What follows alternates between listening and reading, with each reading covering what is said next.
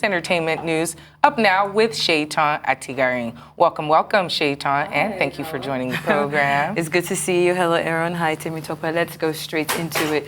Now, singers Zinoleesky and Mohbad have been arrested by the Nigerian Drug Law Enforcement Agency. The Malian record signees were taken into the custody of the Ndlea in a video that has since gone viral on social media. The music stars were seen being harassed and manhandled by the men of the agency.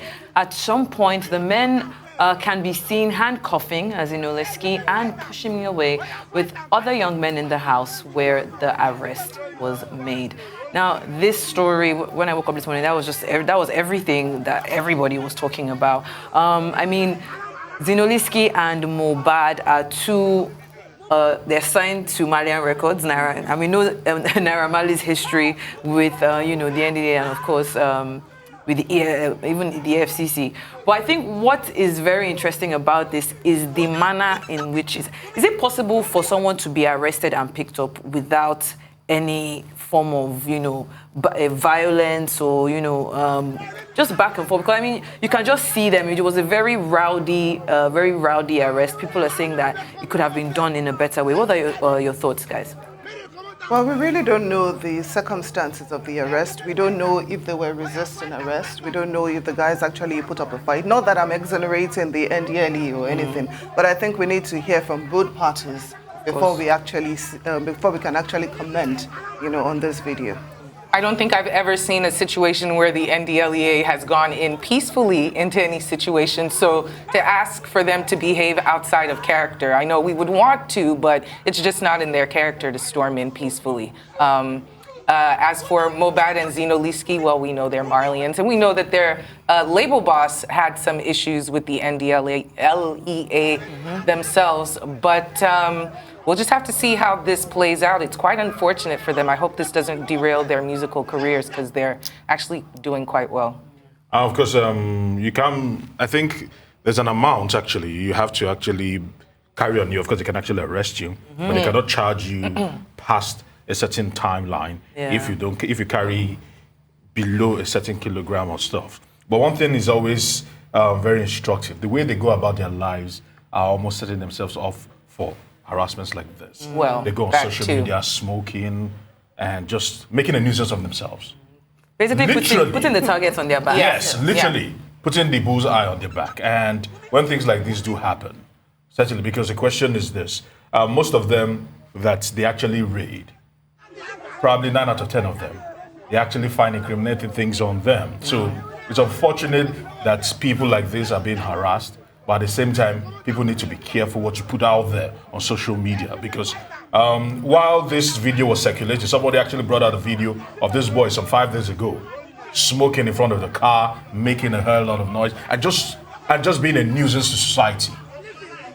Isn't that what Marlians are? I don't know about that, but I don't know about that. But people should conduct themselves. Sometimes a little bit of discretion is needed. Everybody wants to put everything on social media these days. Yeah. This is what he gets. Yeah, I definitely agree with you, Aaron. Well, let's move on now from Zinoleesky and Mohbad to Nse and Eyina Nwigwe, who are starring alongside Akon in a Hollywood debut called The American King.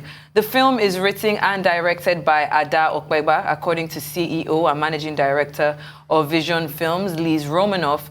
The American King is a cross between Coming to America and Black Panther. And while this movie is delivered with comedy, it depicts a very powerful commentary about the divisiveness and double standards in today's society. Europe has been sucking the breast of Africa far too long. We're cutting off their aid. That is just horrendous. Aaron, don't set me up like that. The American King. You know what? I'm not going to pass the baton to you, because I don't know. Was this needed? Did we need this? Actually, I think that's the question. Do we really need that? We already have Coming to America. We already have Black Panther. Why do you think that we would need a cross between the two? I'm appalled at the costumes. I'm appalled at the way they are speaking. They're trying to depict this backwards stereotype about Africa. I don't know. No, but well, the point is, some people, the Warner Brothers made a living doing spoofs. So probably this is a spoof of Black Panther. It's too soon to be spoofing the culture like If you that. have someone Don't like spoof Akon, the culture. like This is Akon. terrible. If you have someone like Akon that has, let's just say, the reach, right, and has the resources to, pull off a film, and they get someone like Etim, who is on my top 5 list of actresses in Nollywood right now. I don't know. I honestly don't know. Of course, I really hope this movie doesn't rubbish her, to be very honest. No, but she got paid, so. Well, at the same time, there's a credibility factor. Akon has a lot of credibility in music. We'll even say politics in some spheres, but acting, some things should be left alone. I know I talk about artists who can do multiple things at the same time, but honestly, artists out there, if that's not your strong point, please don't do it so we have to come up here and start making fun of you. No, but the point is this. You should question the person that probably greenlit this particular script, because the script, it looks terrible and the execution also is subpar. And if you They can't should do more. Which film house is responsible? No, it's actually going to be premiering in the US. It's not premiering in Nigeria. They haven't put out the dates yet. It's just been said that it's going to be out for distribution in the United States. Probably but, an indie movie. Yeah, exactly. It's excused because it looks like a low-budget movie. It's excused. So no, There's they no can get more. excuse. Well, let's move on to our last story here. A very heartbreaking news. South African rapper Ricky Rick has reportedly committed suicide.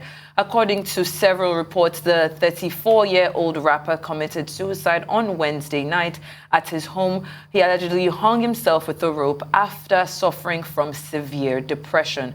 He was rushed to a nearby hospital where he eventually died. In 2020, the rapper opened up about his struggle with depression after his father's passing.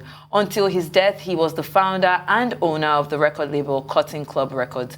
He rose to stardom in 2015 after the release of his platinum-certified album, Family Values. Ricky Rick is survived by his wife, Bianca, Nado, and 2 children. You know how I think I saw it on your stories. When the first person put that up, I'm like, nah, you're joking. Because I remember so well, so vividly that he had a post go out on Valentine's Day to his wife, and I thought it was really cute. I was still watching it before I came on, and then now a week after or a few days after, we're talking about his death. Mental health is very, very, very crucial, very key. We still take it for granted in Africa. And it's an invisible disease, isn't it? So you look at a person and you can't tell what they're going through. He had Cotton Fest, which was a huge music festival. They just wrapped up. To us, he seemed quite progressive, and he was on his way to the top.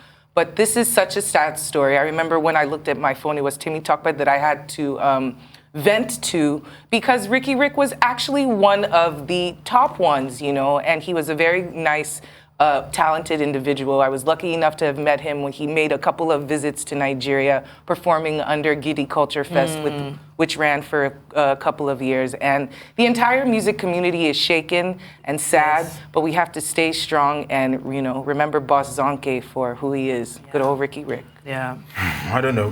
When it comes to suicide, it's always a very touchy subject because everyone loses. Everyone loses. And only if the people that actually commit suicide understand the amount of devastation that it actually causes on people. It causes more pain than the pain they're trying to relieve themselves of. I don't know, but sometimes, like you said, when they're going through these things, they're in a dark place that they cannot come out of. It's really a touchy subject. Definitely. When you speak about the consequences of a ripple effect, this is definitely one that has put the entire entertainment industry at a standstill. That's where I'm going to end entertainment news today, of course. Hopefully bring you better news tomorrow. Hopefully. Thank you so much, Shaitan, as always, for coming in and giving us some entertainment news.